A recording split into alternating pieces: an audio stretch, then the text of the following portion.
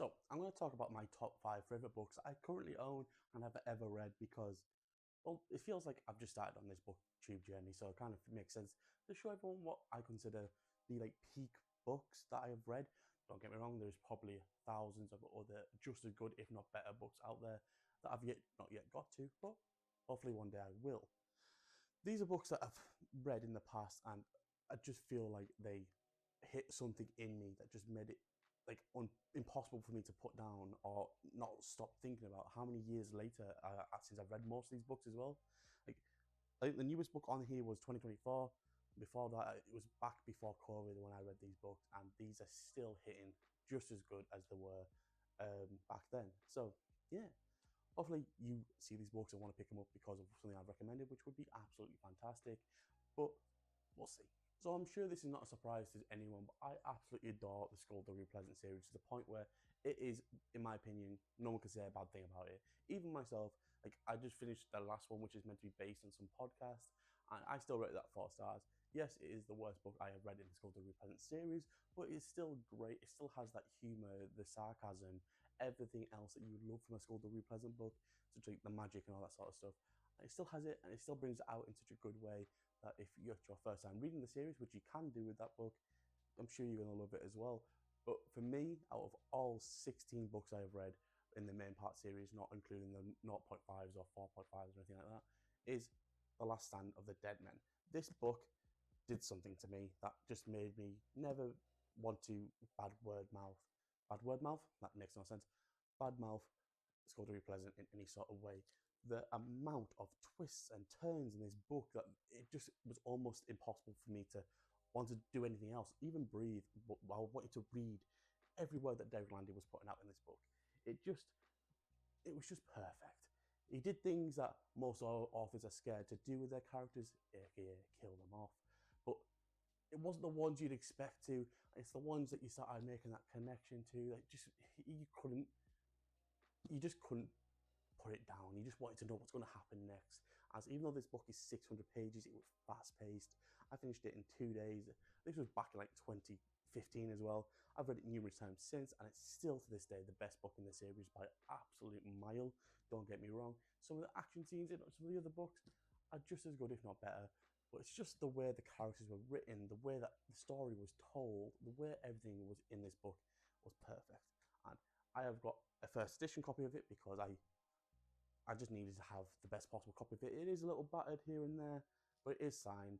It is a first edition, so very happy with this. So we're going to go from fantasy to extreme sci-fi here, and that being Illuminae by Jay Kristoff and Amy Kafuman. This book, it's the more of the way it is written and styled than it is the story itself that made me love it as much as I have done.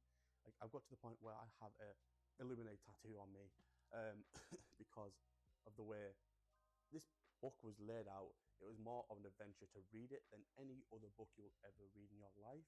Mainly because you have to put the book in a certain way, turn it upside down, look at different ways, and be able to understand all the hidden messages that are being put out there. For you to be able to enjoy the book at this max, you can read it on a Kindle or anything like that. But for me, I feel like it has to be the physical copy for you to be able to sit there, both pages open, trying to figure out which way the book is going to be read. That makes this book so good. Like, don't get me wrong, the story and characters and the twists and turns and the betrayals and everything really help this book be a 5 star. But it's when you pick open a book page and you have stuff like this, just to me, it just makes it that much more of an adventure to read, and it just adds so much more enjoyment to the book itself, to the point where I couldn't put this down. I have paid stupid money for this edition and the other two in the series as well, because these were considered rare at one point. They didn't print that many of them, and it's just so good to have this sort of cover. And I don't really like spending a lot of money on books, but when I do, it's always books that I just absolutely adore because they're fantastic. So this book is very hit and miss with people. People either absolutely adored it and made it become a #1 bestseller and just absolutely praised it to death, and then other people found it very lackluster, not great, not the best work by this author or anything like that. But the Midnight Library to me just did something. It just did something to my brain and made me fall in love with it. Maybe it was the message that the author was trying to bring across. Maybe it was the fact that the character herself progresses so much in such a short amount of time that it just, for me, hit differently. I love it when characters develop to a point where they're completely different from when they first started the book. I love it because that, to me, is the best part about reading it, to see character growth, the story, and just how it all connects. For me, I don't really care about action scenes or any other sort of scenes really, but as long as the character is growing and as a person and the events of the story that are happening are affecting them, I'm gonna love it either way. Midnight Library for me, I finished it in one sitting back when it first came out. I got the paperback version, and hardbacks are my preferred style if you couldn't tell, just the fact of how many I do own. I paid a bit extra for this, mainly because I just wanted to have the hardback edition. I've read it numerous times since, and I'm still enjoying it to this day because it's just how the message that it brings across is great. Like, if you've not read it and you are feeling a bit like you are struggling at times, I think if you read this, it won't change your life. It won't. Don't worry about that. But it will just hit something in you that makes you think a little bit more about certain things. But it certainly did for me anyway. Midnight Library by Matt Haig. Yes. Ready Player One by Ernest Cline. This book got me back into reading because after I've just finished school and went to start going to uni, I didn't read for 2-3 years, like at all, because I didn't have the time, just didn't feel like it. And if I did have the time, I would rather do literally anything else but pick up a book. And then I was recommended by a friend and said, Aaron, you're doing games programming as a degree and you do like to read occasionally. Have you picked up Ready Player One? I was like, no, sounds weird. But I listened to them. I went to Waterstones, picked up Ready Player One. I got the caravans were on top of each other, that cover. Read it, and I was obsessed. It got me back into reading because I was there in my student accommodation, just going, what the fuck, this book is brilliant. I missed the deadline reading this book because I just thought it was more important. Up to it, wasn't, but to be fair, I don't do anything with my degree now anyway, so it makes no sense. It just hits different. One of the main reasons why I really enjoyed this read was just how much the character progresses. Like I said about the character in the Midnight Library, the way that Wade progresses from the start to the very end is just impressive, to say, how he just was doing everything to just help people in the long run.